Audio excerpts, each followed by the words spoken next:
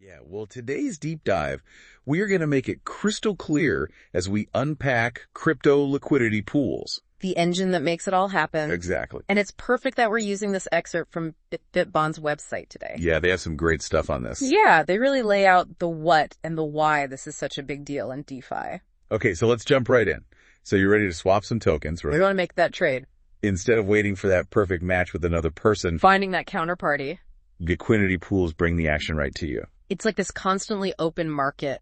So it's not like a matchmaking service? Not at all. It's totally different from a traditional exchange. It's more like Like an old school auction house. Yeah. Buyers are placing bids, sellers are setting their asking prices. And you just have to hope that they match. And it can take so long. And someone could swoop in with a better offer at the last minute. So how do liquidity pools get around that? They completely ditch that whole system. You're actually interacting with a pool of funds that uses what's called a constant product market maker. CPM? CPMM.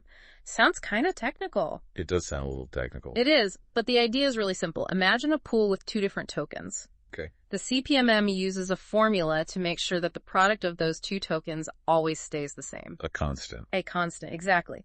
That constant is K, and the quantities of the two tokens are X and Y. So the formula is X times Y equals K. So if one goes up, the other has to go down, right? Exactly. And that's how the price automatically adjusts based on the supply and demand. Let's say the demand for token X suddenly shits way up. Everyone wants it. Everyone wants to get their hands on it. What happens? The price will automatically increase to keep that K constant. So the price of E will go down. So it stays balanced no matter what's happening in the market. That's pretty cool, actually. So the pool automatically balances itself out no matter what the market's doing. But how does that help me? Why should I care about these pools? Okay, so think about it this way. Liquidity pools are like the big bustling marketplace in DeFi, and you can be a part of that. Remember how we were talking about traditional exchanges? Yeah, with all their fees. Yeah, you have to wait for them to list a certain token sometimes. Takes forever. With liquidity pools, you don't have to worry about any of that. When you become a liquidity provider, you're basically like setting up shop in this new decentralized marketplace. Oh, how do I set up shop? It's actually easier than you might think. You just contribute an equal amount of both tokens. Okay. And then you get what are called LP tokens that represent your share of the pool. My little digital receipt. Exactly. And then you start earning passive income through the trading fees. Wait, hold on. How do I make money just by having tokens in the pool? So every time someone makes a trade, there's a small fee, right? Right. Well, as a liquidity provider, you get part of those fees. It's proportionate to your share of the pool. It's kind of like owning a piece of the pie. So the more trades there are, the more I could make. But it's not just the trading fees, is it? There's also yield farming, right? Yeah. So yield farming takes this passive income to a whole other level. You can actually take your LP tokens and move them between different pools to try to get the maximum return. Oh, so you can be strategic about it. Exactly. So it's not just setting up shop, it's like knowing where to set up shop. Yeah. But before we all rush out and become these liquidity providers, we have to talk about the risks, right? BitBond actually talks about this thing called impermanent loss, which sounds kind of scary. It does sound scary, but it's not that bad. Let me explain it. So, remember how the ratio of assets in the pool is constantly adjusting? To keep it balanced. Right. Impermanent loss is what happens when the price of one of the assets in the pool changes a lot, after you've already put your tokens in.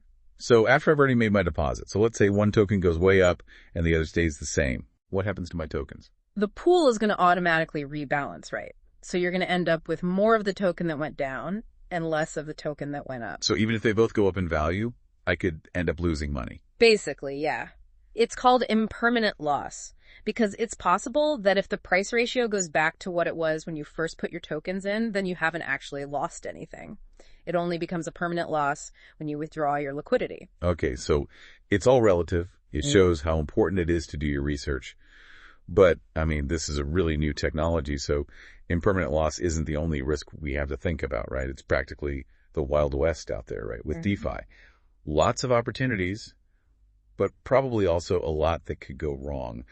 What should people be careful about before they just dive in head first?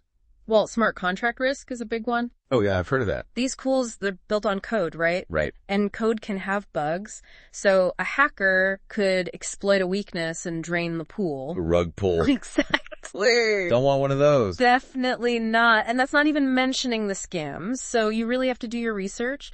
Find pools that have been audited by security experts, that are transparent and have a good history. Yeah, don't just go with whatever looks the coolest. Yeah.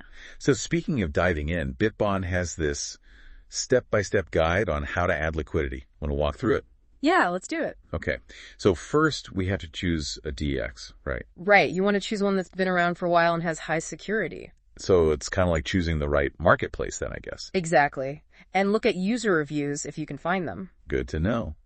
And once I find the DAX, how do I pick the right pool? You're going to want to look at what's called the TVL, the total value locked.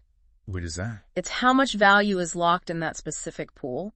Oh, okay. So a higher TVL generally means it's safer. More people using it, I guess. Yeah, it's like a busy marketplace versus a deserted one, right? Yeah. You're more likely to have a good experience. Yeah, that makes sense. And don't put all your eggs in one basket. Spread your liquidity out. Diversify. Exactly. So once you found your pool, connect your wallet. This is always the part that makes me nervous, even though I've done it a bunch of times. And for good reason. You're connecting your crypto to this app, so always double check the URL. Make sure it's legit. Yeah, the scams are out there. Okay, so I'm connected. I found my pool. Now I just add my liquidity. Right, but before you hit that button, triple check everything. Make sure you're okay with the risks. Make sure you're using a good wallet. Not your keys, not your coins. Exactly. Okay. I think I'm ready to hit the button. Liquidity added. Am I rich yet? Not quite.